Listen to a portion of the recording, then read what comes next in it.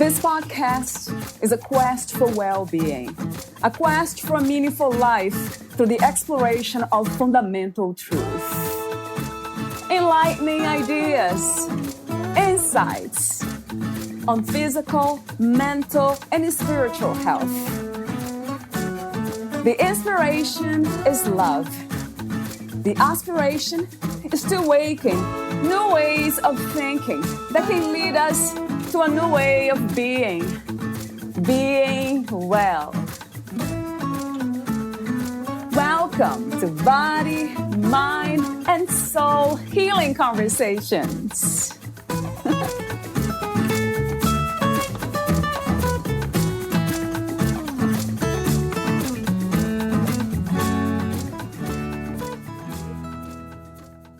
A big part of why we haven't designed a better world yet is that we haven't designed a better inner world.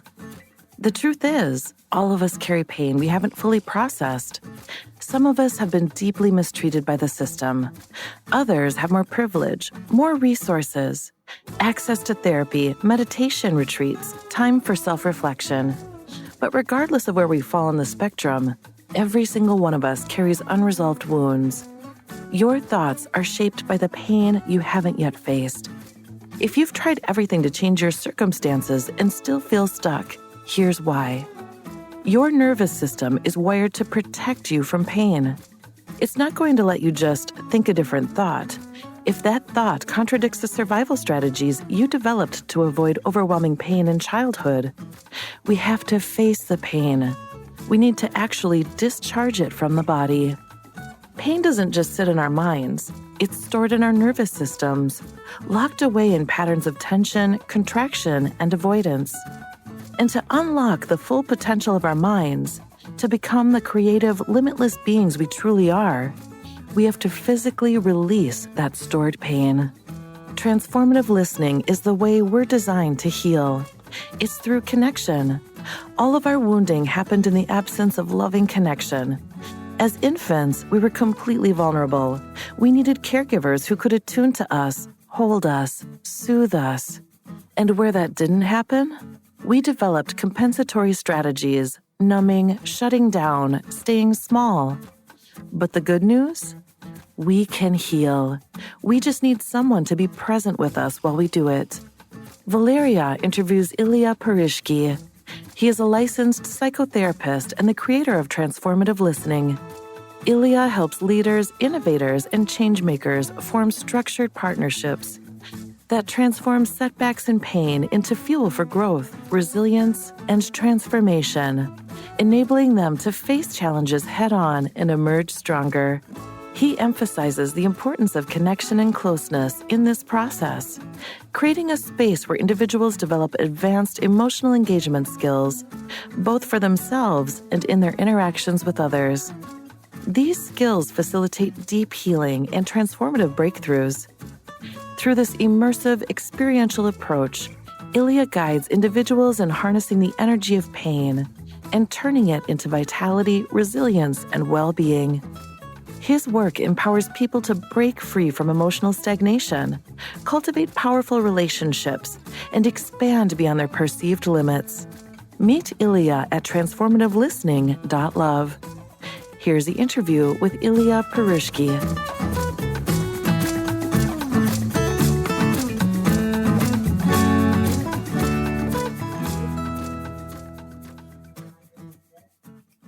Hello, everyone. This is another A Quest for Wellbeing conversation. I usually introduce my guests this way when it's a different platform. It's the video platform. But Ilya, wow, he's my guest today, and we have talked before. He is somebody really easy and not easy to describe, which is interesting, kind of reflecting on this in this moment. You have this presence that's really almost like unconditioned, I would say. That's the word that came to mind. And it feels very light. It feels very playful, very healing. And I know that you are a licensed psychotherapist and the creator of Transformative Listening, and those are the labels that you go by. But Yes, under indeed. all that, it's just as we were talking off record, and I felt like I could talk to you for ages. That's the truth. So, talk to Thank me you, about. Valeria. Oh my God, thank you.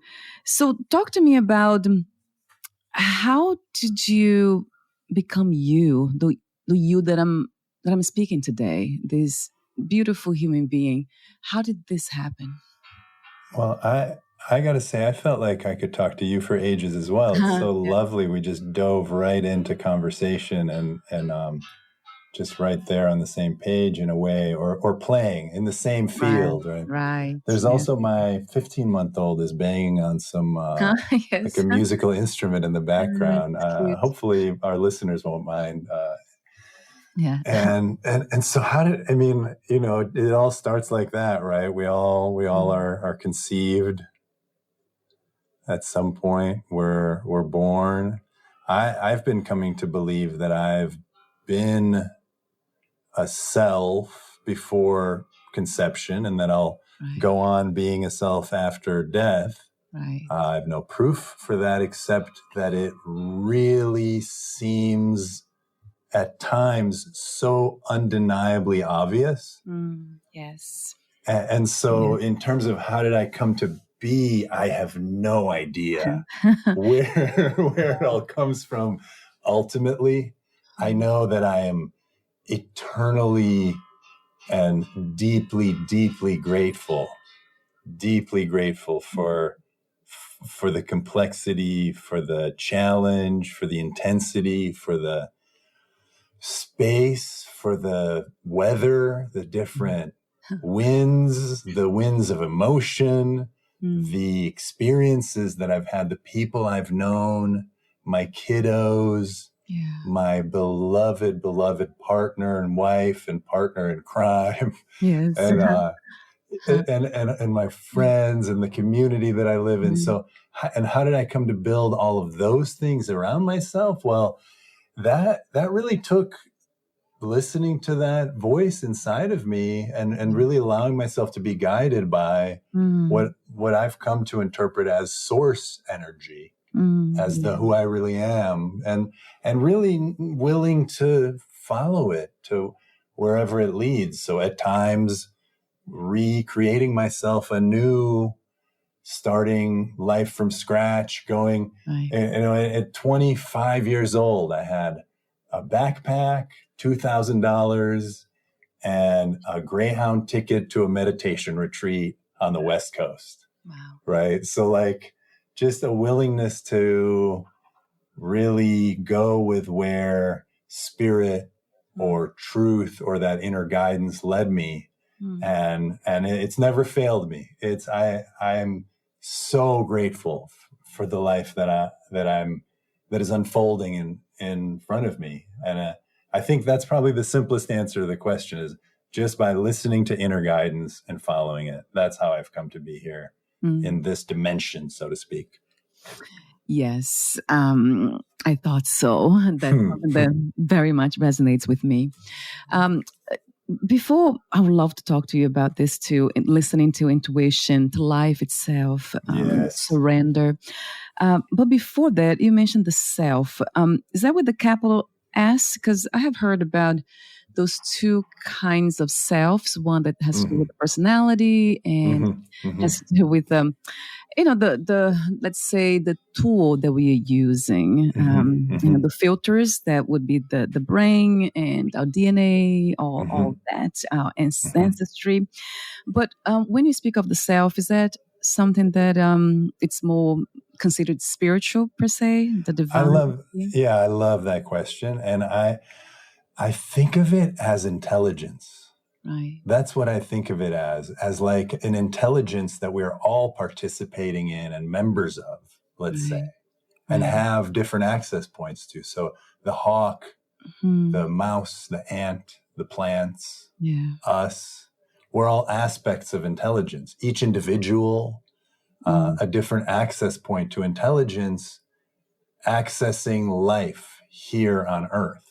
Right. So I do believe us to be having a collective experience that we experience from our fragmented individual perspectives. Right. And so that's from the point of view of the self, I would say higher self, capital S self, intelligence. There's so many ways to call it. Right. And there's also my favorite first line in any spiritual text is the Tao Te Ching, the Tao that can be spoken or that can be named is not the eternal Tao, right? Yeah. As soon as it's in words, it's not quite right. Right. There's an apprehended experience that we can have access to and that is there and it's always right. And then there's just what happens as soon as we try to talk about it. It just becomes something else because language is necessarily dualistic. It's about distinctions. It's about this or that. It's about this and that. Whereas experience is just continuous, open-ended nowness. Right. Right. And so as soon as you got words, then you're in this other thing. But yes, the self that I'm speaking of is that self which stands in the nowness and knows and apprehends and experiences and is marveling and is a big yes to life. That's the self. That's the self I listen to, let's say. That's that self that I am reverent to, that I tune into. And of course I falter at times. I get really attached to things being one way or another. I get really caught up in my emotions, frustrations, angers, ambitions, desires, designs, things not going my way. Right. And the funny thing though is that every time I return to that, that intelligence, that self, that view that includes and encompasses all that is, every time I return to it, it's so funny. It's so funny from that point of view. All of my little squabbles are just because they're just such a joke. And that's how I imagine death to be. Once we die eventually, we'll just go, oh my God, I was worried about what on earth? Oh my God. Yes. Yeah, that's it. Beautifully described. Yeah, using words. The word I use, I probably have heard that from somebody, some mystic somewhere, about the perfume. So it's the way you speak, that very much has the perfume of the self, though, with the capital S, the intelligence that you speak of. Even this recognition that, it's both, and that I get away from it, that I feel distant from it when I'm engaged with my emotions and with my choices and etc. So that to me is the perfume of the divine. I call it divine self. I love that. I know we can simplify like you did, and you just use the word intelligence. But there's something about but that takes away the poetry. I love your wording, divine self. I love it. Yeah, for some reason, what happens, Ilya? I think that, that's the mind kind of trying to trace, what happened and how it happened. How did I come to recognize or understand these things? Is that I really wanted, since as far as I can remember, really, I wanted to know the big picture of what this is. So that was really my main interest. What is this all about? Which, this thing that we call life, what is it? What is it? What's going on? Where am I? What is this about? Yes, absolutely. Who am I? And all the fundamental questions. But then when I got to understand that the essence is the same, as you spoke of the intelligence. So it's this underlying, let's say, substance that's not a thing, that everything's happened in it. That's not even that, let's say the divine is in things. Is actually quite the opposite. It feels to me like everything's in it already. It's almost like the fish, in the water, and all the sea life. They cannot really know what water is because that's, they've been there. Their entire existence. So, but of course, it's we are using language again, and water is a substance, something that can be measured, but consciousness is something that we cannot measure. As you said, as soon as we try to explain, we can't. But then the big picture for me is that everything is coming from that essence. That's a non-thing. And then from that understanding has to be deepening, of course, and that has been my practice for years now. Then it's the flavor, the smell, the perfume of that is through how connected my body, mind feel to everything else. Mm-hmm. And I can't help it. Like I can't really, if there is, let's say, something within me, emotions too, as you spoke, but dealing with people and that's the world that seems to be outside of me, then it's so easy to go back to it when to that interconnectedness, and then feel so connected to everything else that whatever it is that's creating that kind of distance, it disappears. It dissolves in a way. It's amazing, almost like a miracle or magical in a way. I don't know if I could explain that clearly. I love what you're explaining, and I love, and it actually, strangely enough, really directly relates to transformative listening. Yeah. Really directly, because this is an experience that often happens actually in the listener role as much as the talker role. That sense of connection that then transcends the limitations that we can often experience as reality.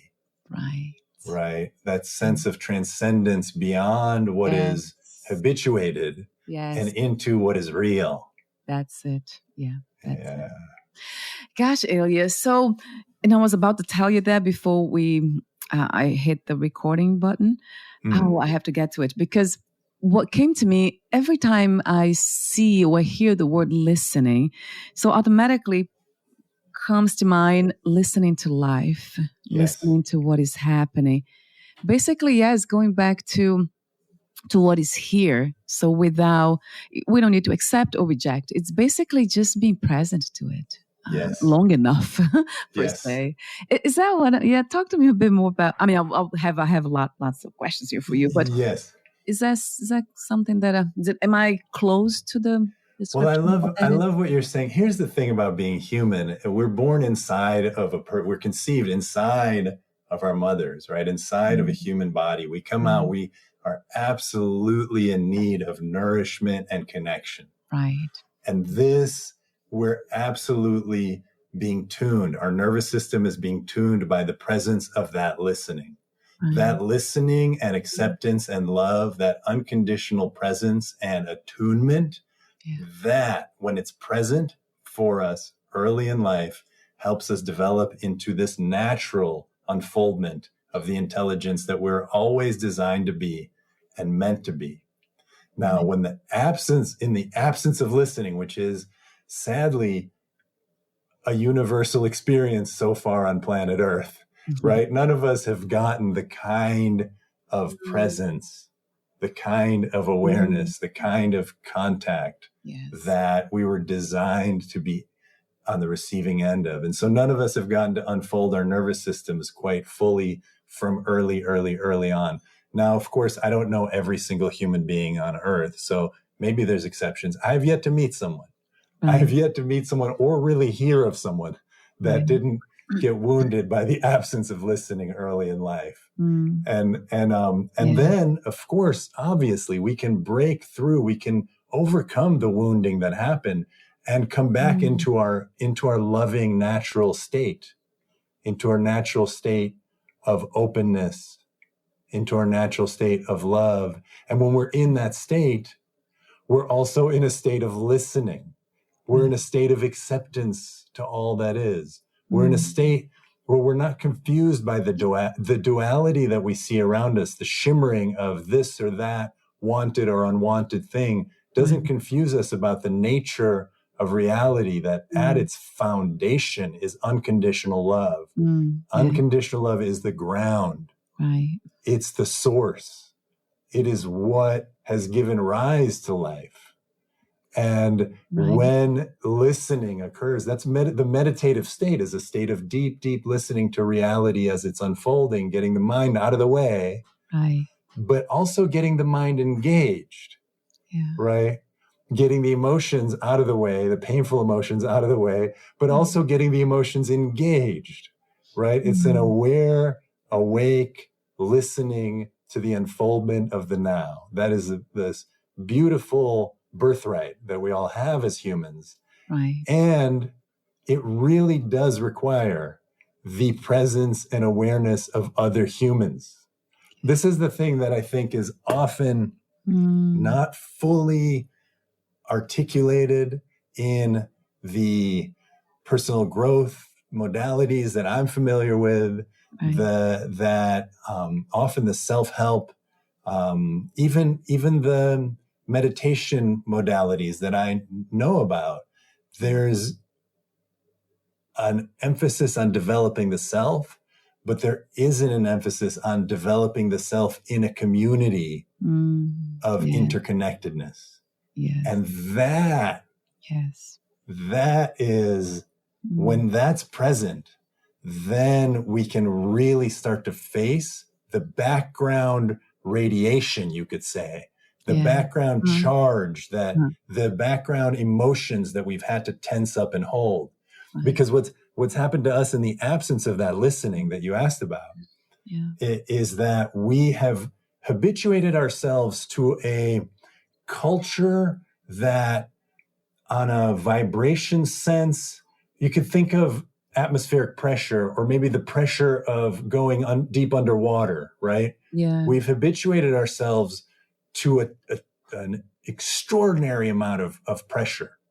Right. That there's just likelihood of getting hurt that we walk into in social circumstances that we're panicked by, that we have built our personalities around navigating.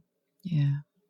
And the beauty of transformative listening and any healing modality really is you put the nervous system into a safe enough environment that you can coax it out of the holding pattern. We take in this holding pattern to survive the extra pressure and intensity of the culture as it is right now. And then you create safe enough spaces where the nervous system can come out of its crouch position and take a look around and go, can I come out? And in terms of listening, if you meet another intelligence that's listening, that's actually watching you try to unfurl, listening to that and going, come out. And you feel scared? That makes sense. Go ahead and shake. Right? Go ahead and shake it off. Shake it off. Let it out. Laugh. Go ahead and laugh. Yeah. Go ahead and feel. Go ahead and feel the spontaneous emotions that come when you are in the presence of somebody's genuine listening. Gosh. That it's so true about the power of that. And when I say power, it's really that intelligence again coming through it. It's just incredibly uplifting and transformative, right, Elliot? That's the word. Yeah, transformative. That's right. So what is I'm wondering if there's a first step. How do you work with people who are just beginning to become interested in in getting themselves in this, let's say, realm of, to me, is really the world of love, really, the kindness, right? So true. And not everyone is ready for it yet. And has been my experience too, around a lot of people that are not really ready for it. But for those who are, how do you, how do they navigate those first steps? I love the phrase, when the student is ready, the teacher appears. Right. We're ready for what we're ready for. Right. And everyone's ready for whatever trip they're on is the trip they're on, right? Yes. So, but for the people that are ready for this particular way of working with the emotions and with depth and with love and with taking turns listening to each other, there's a few things. One, I'm working on a book, I'm working on a course right? That my goal is to make this process as accessible as possible so that people could just do it, because we really own all the means to healing. You don't have to really actually buy anything to create a community of healing. You just need to know what to do, right? And so I want to get this information out as broadly as possible so that people can start to try it and do it for themselves. And at its base, the core practice is you literally set a timer and take turns listening to each other for the duration of that time. Don't interrupt, don't give advice, and lean into the painful emotions, the discomfort, the things that we habitually avoid. So for example, if you set a timer, you feel embarrassed. Habitually, we would try to pretend like we don't feel embarrassed. Well, in a transformative listening session, you deliberately lean into and laugh and say the most embarrassing things that come into mind and cringe and laugh and cringe and laugh. And you look at the other intelligence that's listening to you, and hopefully they have a loving, warm, tender, open expression as they understand that what you're doing is shedding layers of embarrassment and fear that you've held your whole life as a result of being born into not enough loving attention. Hopefully they have that perspective, or if they don't yet, they hopefully will be able to build toward it so that you can really fully lean into the intensity of emotion that starts to come. Now, as a starting point, it doesn't necessarily come as the most intense emotion because, hey, we've habituated ourselves to really narrow conversation where you're really not allowed to openly scream and laugh and hide your face and get red and laugh and look at the person again and laugh and look at the person again and laugh, right? You're like that. Who would accept that as a way of being, right? So we need to construct this artificially and say, okay, for the next 10 minutes. So I recommend like a first session would be 5 or 10 minutes tops, just to see what it's like. For the next 10 minutes, go. Just feel. Let yourself feel. And as the listener, encourage it, but also no pressure. If you're not, it's not an act, right? It's that you're getting out of the way of what you've habituated yourself to block. So it's a little bit of a dance, right? And no pressure on like first session might just be you talking, but you might notice that you felt a little embarrassed to keep on going toward that idea about that person or whatever you associate it to. And that might be the learning for you as you go 10 minutes, then the timer rings, then you do a little silly kind of spark of attention toward just for fun to transition and delineate that you're switching turns. And then you give your loving, undivided, warm, and encouraging attention to the other person for 10 minutes as they genuinely, openly express themselves in whatever ways occur. But keep in mind, we have a healing mechanism that is awesome and has gotten blocked. And babies do it so readily and easily. And the basic tenets, that healing mechanism is firing when you see laughter, you see tears and crying, and not just like little bits of tears, but like sobbing, like writhing on the floor, crying. When you see shaking, like geese or squirrels when they get attacked, they go and they shake when they've survived. Well, we have that same mechanism built in. We don't shake. We get chronic diseases instead, right? So like shake and shake and shake and shake and shake. Let your jaw go. And the other person just relaxedly, warmly knowing everything's okay. Nothing's wrong with shaking. It's a little bit of a catch-22 because you got two people that have been conditioned against using this process, getting one another to stop blocking it and encourage it to happen. So at first, it starts like a trickle. In addition to shaking, there's also raging. So there's laughter, crying, shaking, raging, like against the dying of the light, kind of in intensities of rage that are wonderful unless they're aimed at somebody in the attempt to hurt them, which is horrible. So don't ever do that. Yeah. But raging, openly discharging rage is wonderful and necessary because, hey, we carry a lot of insults. We have been mistreated and mistreated and mistreated and mistreated and having to pretend that we're okay with it. Leave some rage in the system. And then, strangely enough, another important discharge of emotion is yawning. And that one, you're doing some deep rewiring. I don't know if it's ever happened to you, Valeria, where you go, yes. Okay, so you're familiar, right? The body just starts to want to unwind and yawn. Yeah. Let it, right? The eyes start to water a little bit. There's yawning. You just let it. It's doing something profound. It's rewiring the brain. It's integrating some deep learning, and it's relaxing. So let that happen. And the other thing that's also very common that I have to mention is palms start sweating. Temperature goes up, or temperature drops suddenly, right? So all of those physiological signs are what we watch for as we do a transformative listening session. Now, are they going to happen in session 1? Maybe. Yeah. Maybe. It would be wonderful if they did. And maybe not. Whatever happens, whatever the person shares and talks about is just right. That's exactly what they were supposed to share and talk about. And then at the end of their session, do another silly question and you're done. And then here's an important, essential rule.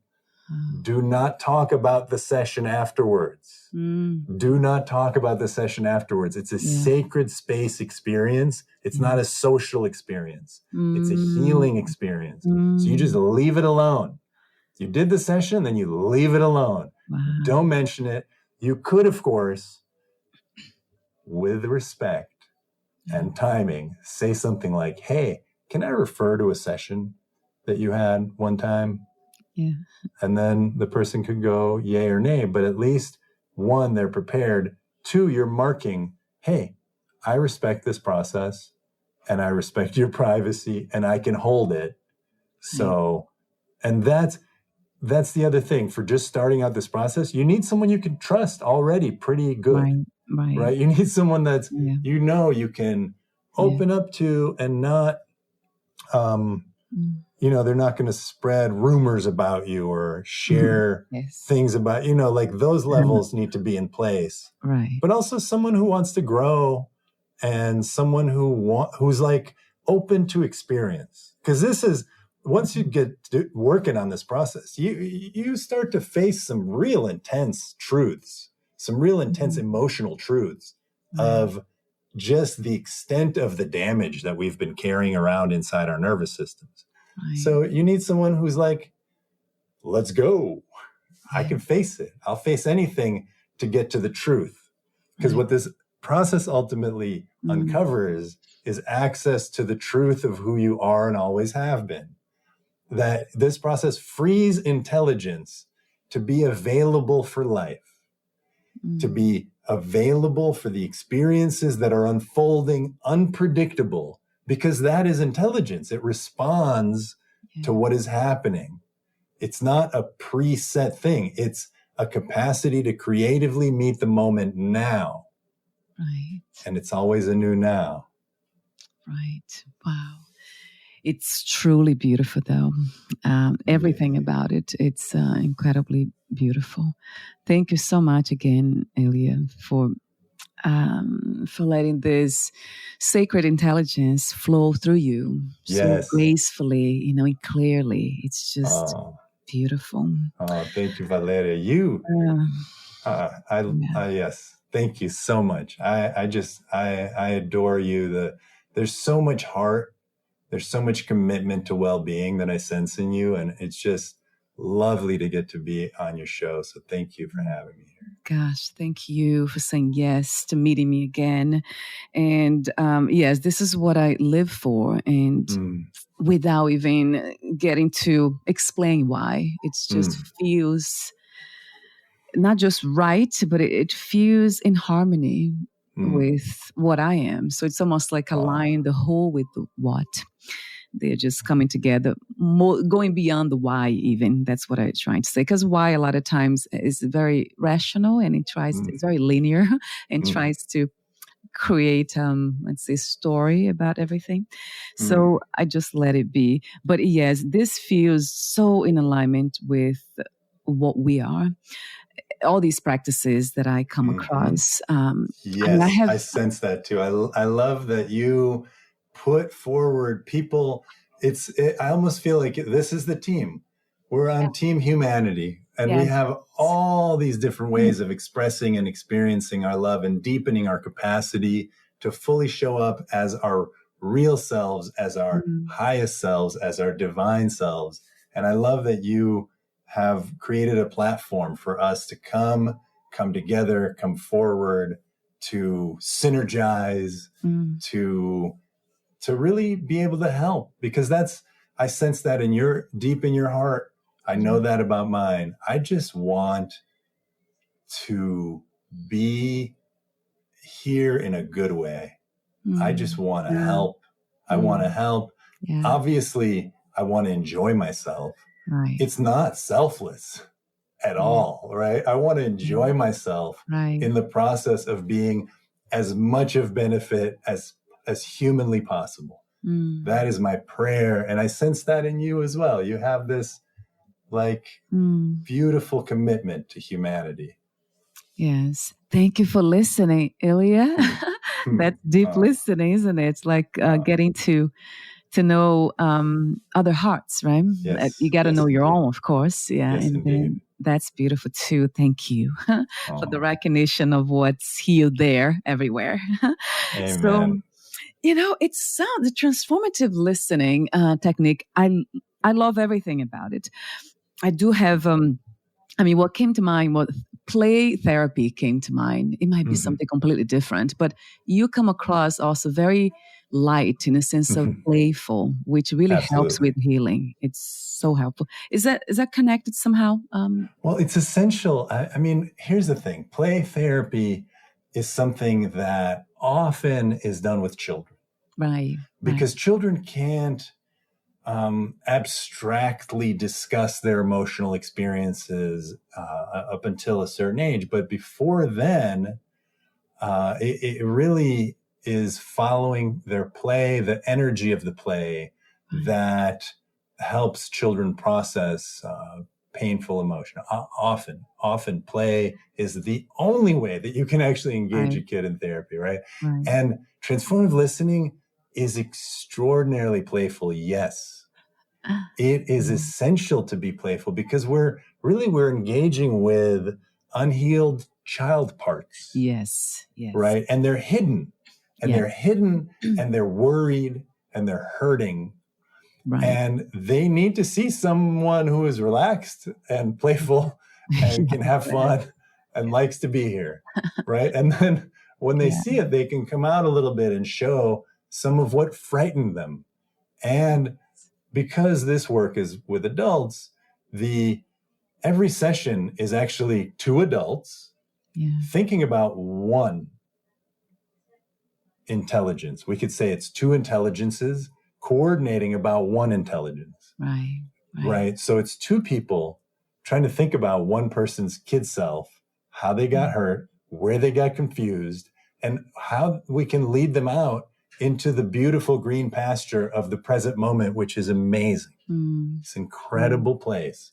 And it requires engagement, and it requires creativity, and it requires follow whatever is happening. So a lot of those kinds of things are absolutely playful kinds of ways of being, right? But it can also be very tragic, like when someone's talking about a huge loss that they haven't faced and they haven't talked about and they haven't grieved. Yes. Well, is it too much of a stretch to say you're being playful by leaning into it with them, that you're following the play? I mean, maybe it's too much of a stretch. You're certainly following the aliveness, right? And the aliveness isn't necessarily going to be light, right? But when it's alive, then it's just energizing. It's energizing to follow it. It's energizing to be with it. And it often charges the playfulness, like nothing like a huge grieving session. Like I could tell you one time that jumps out into mind in particular, for some reason right now, is I was at a party that we were hosting at my house, and it was like maybe midnight, so perfectly reasonable time to go to sleep. Maybe it was a little past then. And I was feeling really tired, really tired, really tired, genuinely tired, had every reason in terms of sleep to be like, yeah, I'm actual tired in terms of the amount of sleep that I had gotten the previous nights, et cetera.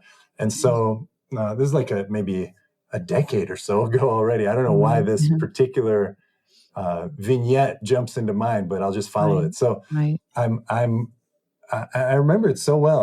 I go to my bedroom upstairs, and I'm kind of like retreating from the party, you could say. And my wife, she notices, and she kind of follows me, and she's like, "What's up?" And I'm like, "Oh, I'm just tired." And then she's like, "Oh, well, should we do a session?" And I agree to do a session, and then just completely out of nowhere, total surprise, enormous grief. I'm bawling. I don't honestly remember what I was bawling about. Something, but it came out of nowhere. Really didn't expect it. I was tired. I'm bawling, just looking at her. I have this sense of like our connection, and I have a real clear sense like I'm working through something from long ago. I don't recall what. And that's actually a big part of this process. You work through stuff, and then you don't really even think about it anymore. Like it's gone. So I'm like, suddenly at the end, I maybe cried for, I don't know, 15 minutes. Wow. Then I'm just like full of energy, vitality, life, playfulness. I come downstairs, I'm making jokes. I'm like, laughing, singing. Like it just totally transformed me from like totally de-energized, like have to go to sleep now.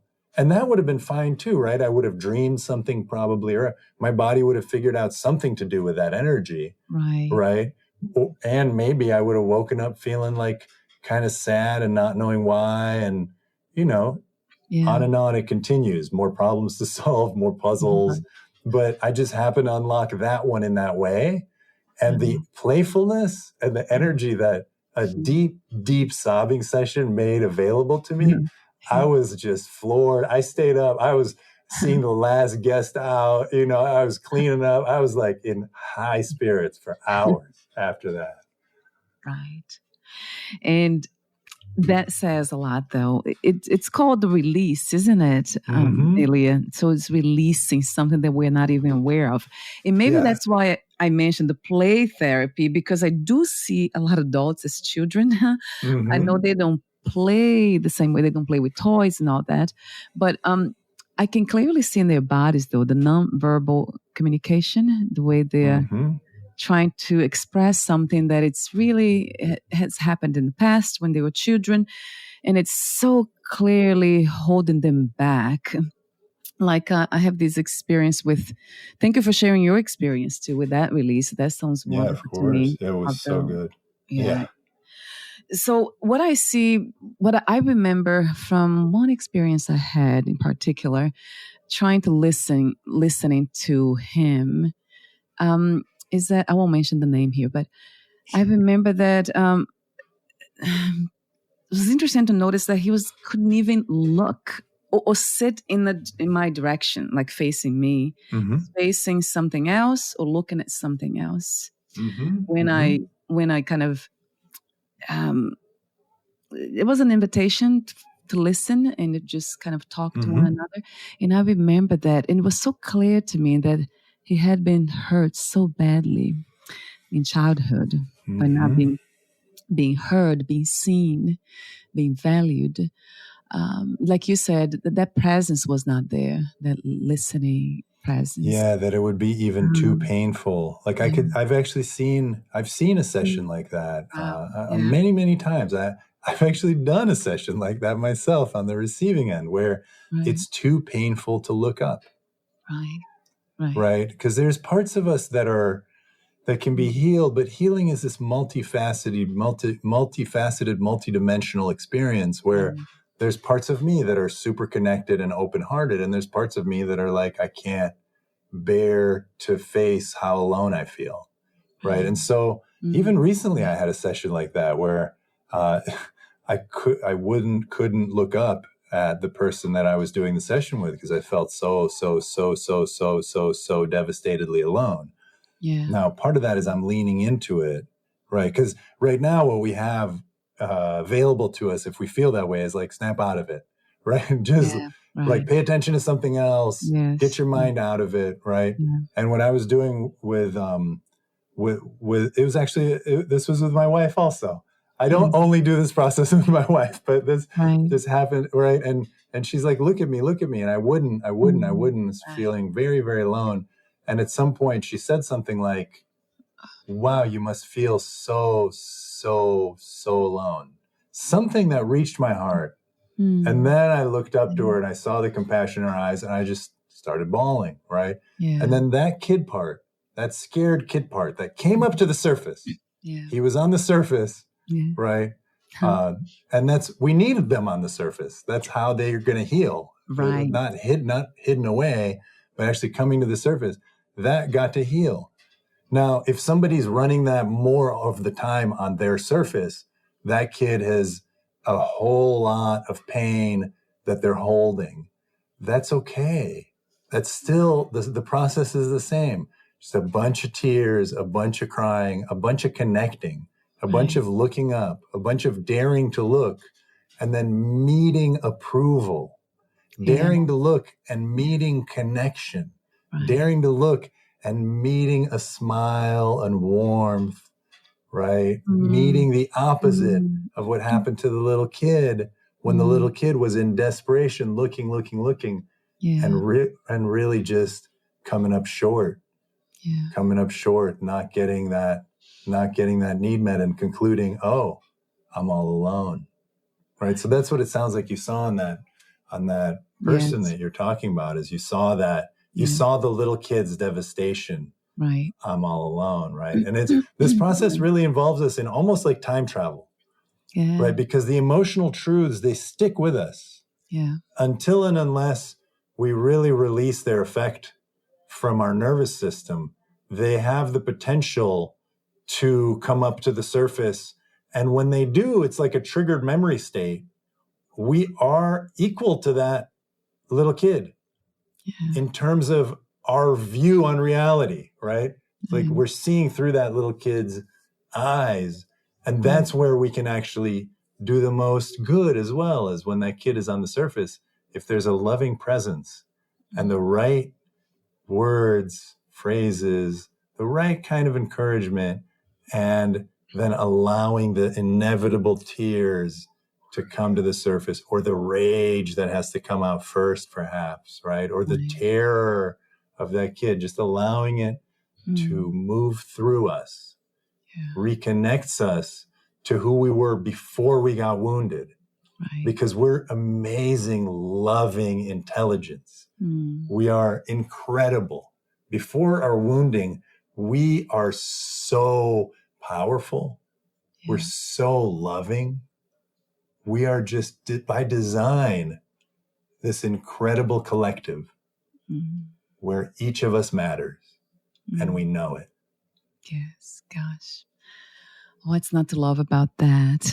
That statement, that truth, really, with capital T. Thank you again, Elia. Yes. Yes, a billion times to compassion, right? To be kind enough to let everything that has been blocking the sun to be removed, released. Really released. We don't want it to remove it. And I remember thinking that way before within my own, healing journey, that I want to get rid of all the stuff that was here holding me back. But then the moment I looked at it differently, and then I started seeing as a child, like how would I treat a child? That's exactly how I would have to treat the parts of myself that had been hurt.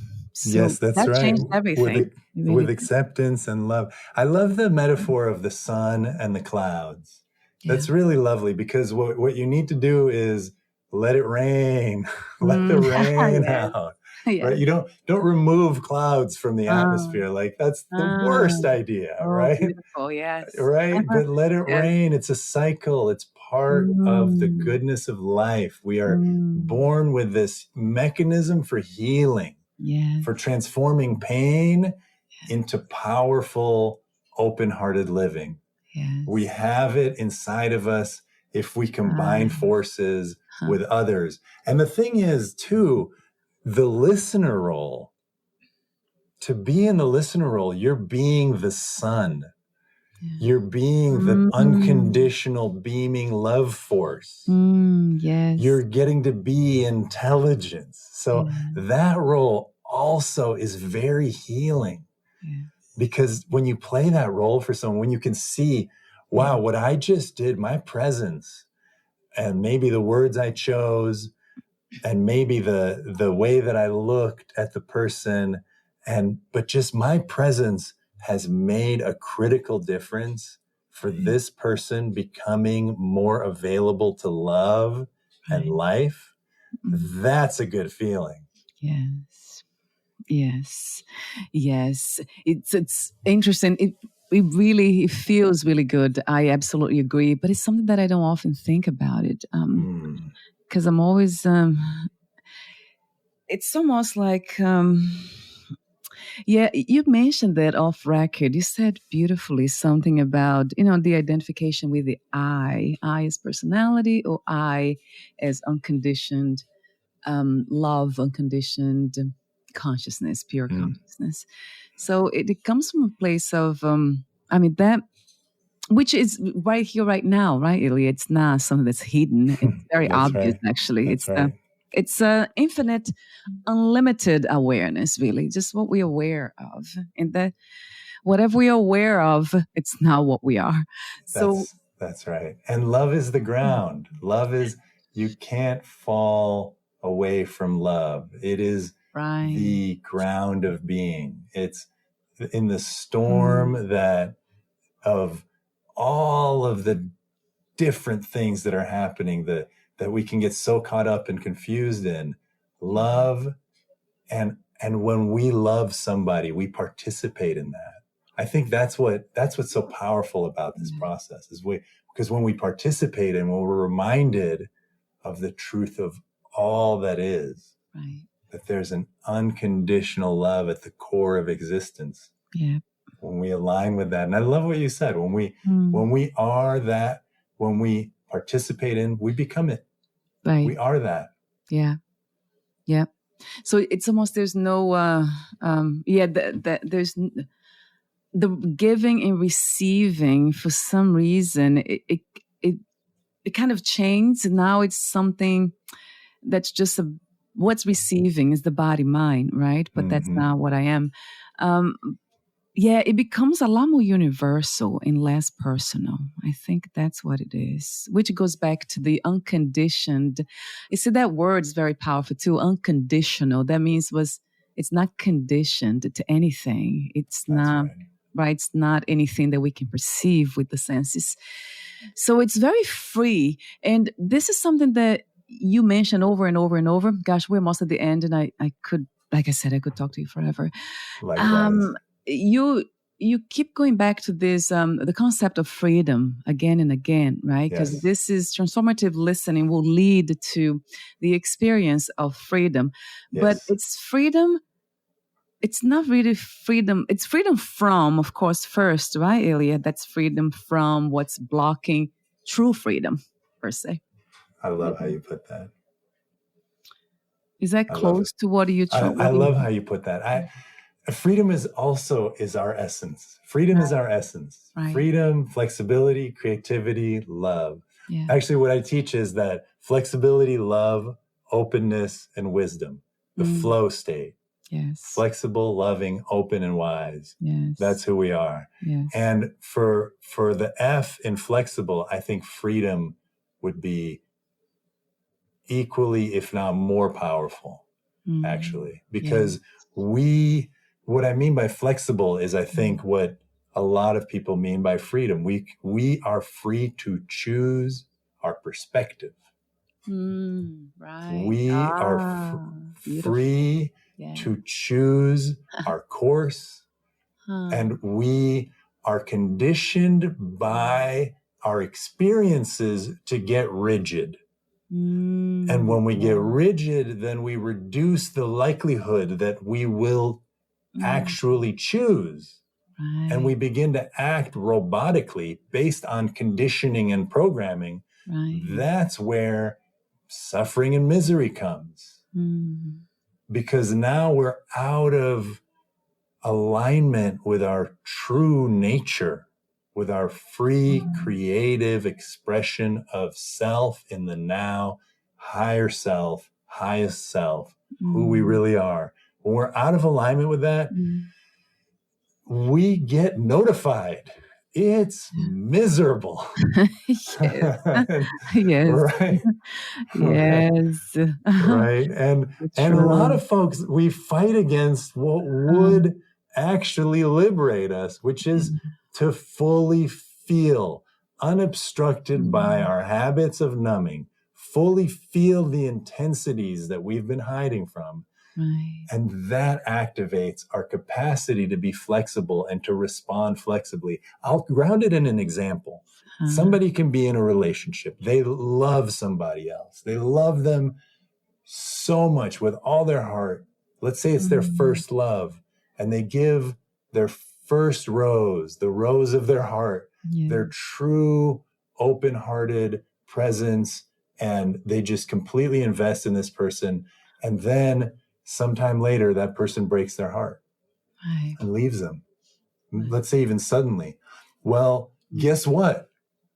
You're going to learn from that to never give that rose again, right? Unless you do what? Unless you just cry your freaking heart out. Yes. Cry it out and cry and stay connected to, yes, I loved. I will still love. Because you know what? Anyone you've ever been in love with, you can be in love with them forever. There's no need to turn off your love.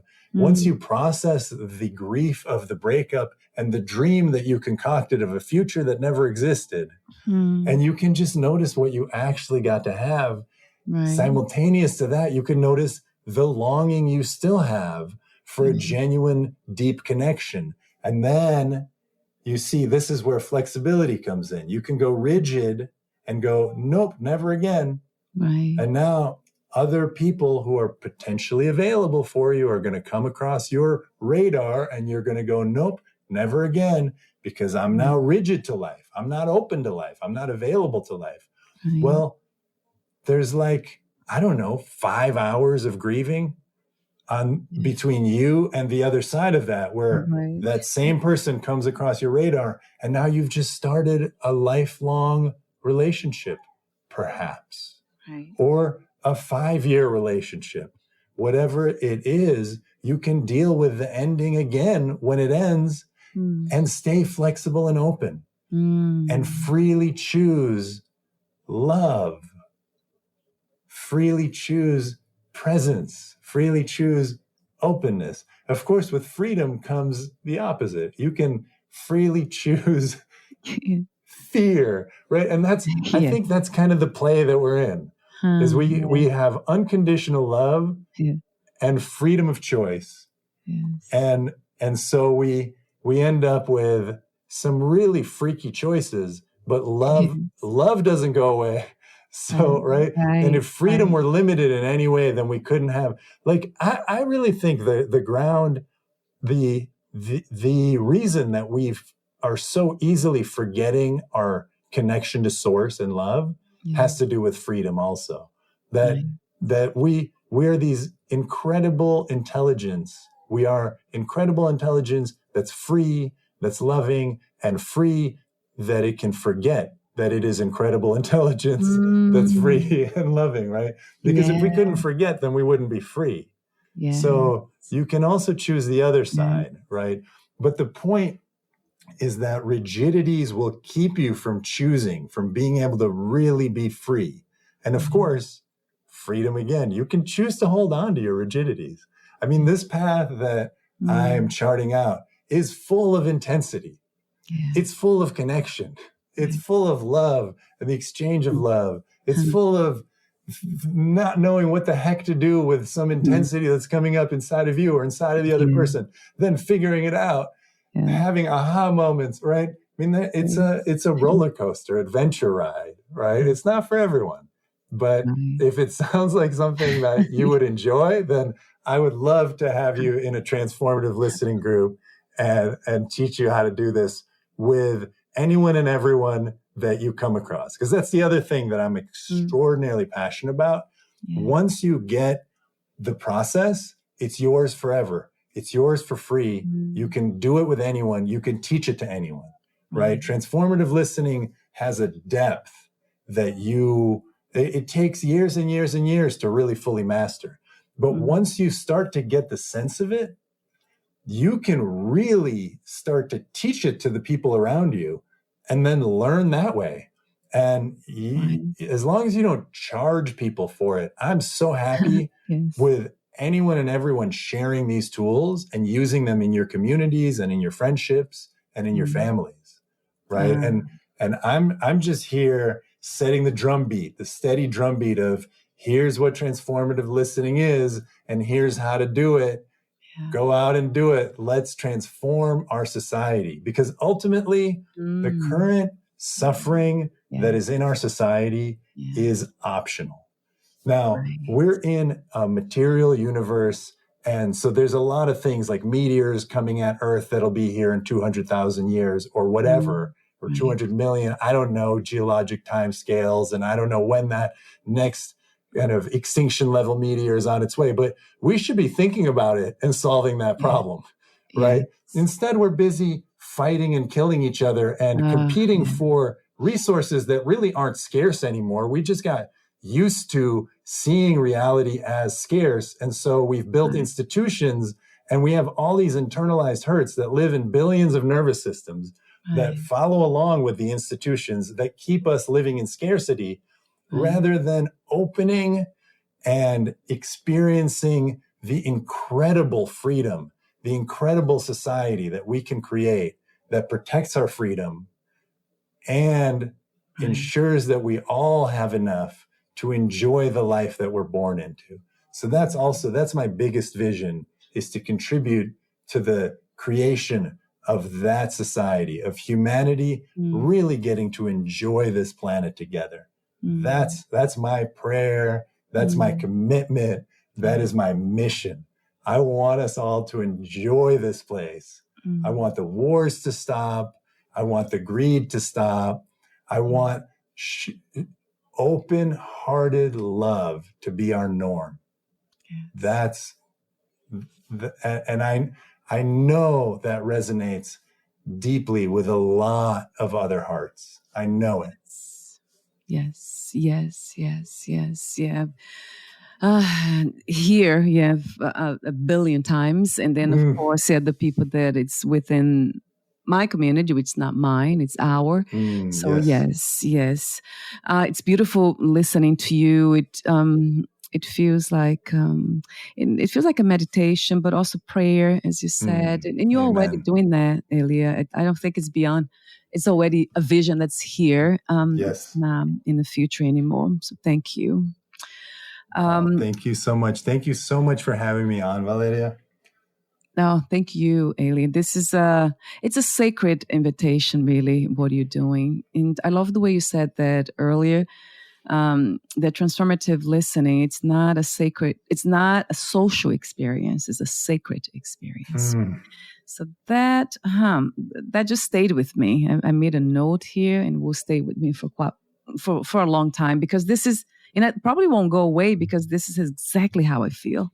Every meeting I have, everything I do has the touch of sacredness. That's how I it's that perfume, Valeria, that you mentioned, that I really think it's your dedication to love, right? And it comes along with you, that dedication to having it be this way is what then results in it being this way. Right. And that's the beauty of the choice of our lives. We can actually choose love.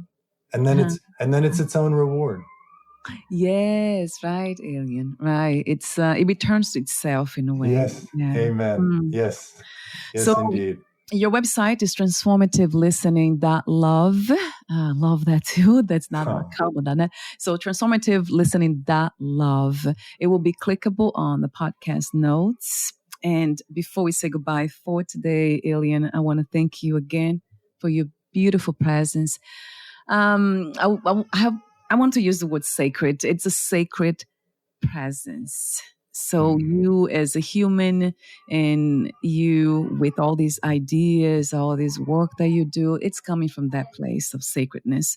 So thank you so much for keeping that alive. We do need that in this reality, which we call life, right, on Earth. Yes, indeed. It will be amazing to see more of that here.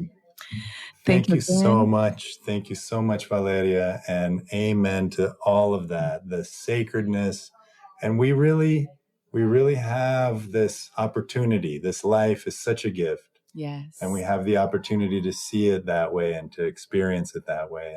And so thank you for giving me this opportunity to get to resonate with you. Oh, yes. And vibe with you and play this music of our minds with you. Thank you. I have my hands together. Thank you so much again for being you. Bye for now, Alien. Bye for now, Valeria. Again. Bye. Take care. Bye for now. You too.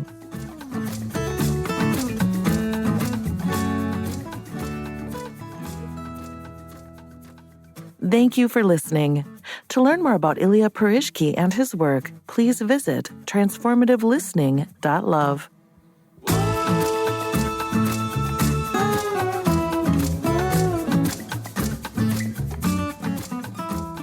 To learn more about this podcast, please visit fitforjoy.org/podcast. Thank you again for listening, and bye for now.